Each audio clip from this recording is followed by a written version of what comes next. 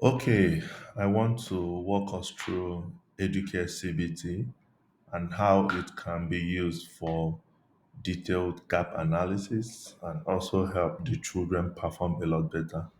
As a school owner, you want your children to perform a lot better. As a parent, you want your children to perform a lot better. So we've developed very detailed tools to be able to identify gaps, help your children, and see how they can carefully grow and be tracking their growth. So now, this is if you come to educare activity. So let's say we've already written an exam. So I want to go to the exam that we've written. So let's say I'm looking at it from the admin point. So let's say I'm a class teacher and a class of 136. We wrote an exam.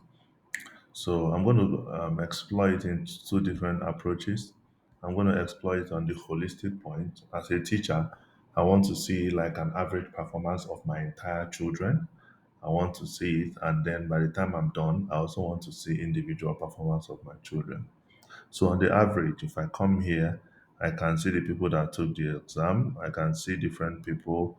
You can see this child Eze. Eze spent 32.68 minutes and scored 22. So he spent more time and performed a lot better. You can see this one spent a lot of time. Person spent 31.52 and scored 16. You can see this one spent less time and really scored really, really high. So we have different children. So you can see the ones that spent a lot of time and still didn't perform so well.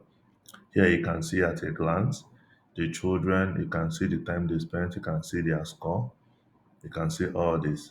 So here, the first thing is let me look at my class analysis before I start going to individual assessments. So if I click on view more details now, I can now see the exam. You can see the subjects they took on that exam and their average performances here. Now I can see the average mark. I can see all the summaries. Right now, this is where it starts getting a little bit more interesting. So I can see the average time they spent on question one, average time they spent on question two. So you can see here, question 14, they spent the longest time in average. So this is likely going to be the most difficult question in this exam. You can see this one, the average time they spent. You can see this one. So going down a little bit further, this is the topic analysis. In all the topics, you also want to see the class general performance. You can see here, rhyme in average, they got 29.8%, the entire class. Emphatic stress, you can see the entire the performance here. You can see idioms, they performed a lot better on this topic for this exam. You can see synonyms. So if I really want to now do like some revision or reteach my children, these are the areas that in English, these are the areas that I need to do a lot more stress in. So I can understand that averagely my children understands this particular topic a lot better. So I can look at this, you can look at this one. The same thing goes across different topics here. Now, another thing is that you notice that here we then broke it down a little bit further. In each question, this is the percentage success. In each question, this is a percent. So you can see that 23.53% of the entire class got this one correct. You can see here more people got it correct. This one is a lot easier. This one is a lot more easier. This one is a lot more easier. This one is a little bit more difficult. You can be seeing them.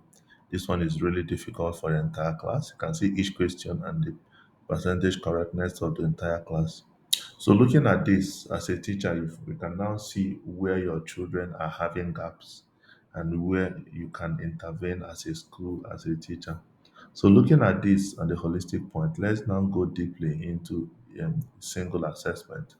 Let's say I come in here, I want to now check a particular child. Let's say I want to pick this child, for instance. If I pick this child now and click on result analysis here, you can now see, I can now, so the data I'm seeing is just for this child. I can see the subjects, I can see the total question, the total answered, you can see the attempted, the incorrect, and the correct. If you go down a little bit further, you can see the time this person spent in all the questions. So, question 15 for this particular child, he spent more time. Then you can see question 14. You can see different question 8, and how much time they spent in each question. Now, on the topic analysis, you can see that on emphatic stress, this particular child caught everything on emphatic stress. You can see on rhymes, this child really performed well. You can see on synonyms, he failed every single thing in synonyms. That means this child has serious gap in this one and really needs intervention. You can see on idioms and all. So if you go down, you can see the questions and the answers. Right now, we've also added explanations and all. So with this now, another good thing that we've added right now is that we've added practice questions. So what it means is that I've identified this gap. This child have been taught differently on this. I can set practice question for this child. This child should be practicing synonyms. I can put in like 100 questions only on synonyms. So I can see that by the time this child takes 100 questions on synonyms repeatedly, the child can be seeing his improvement score. We already have it in the system.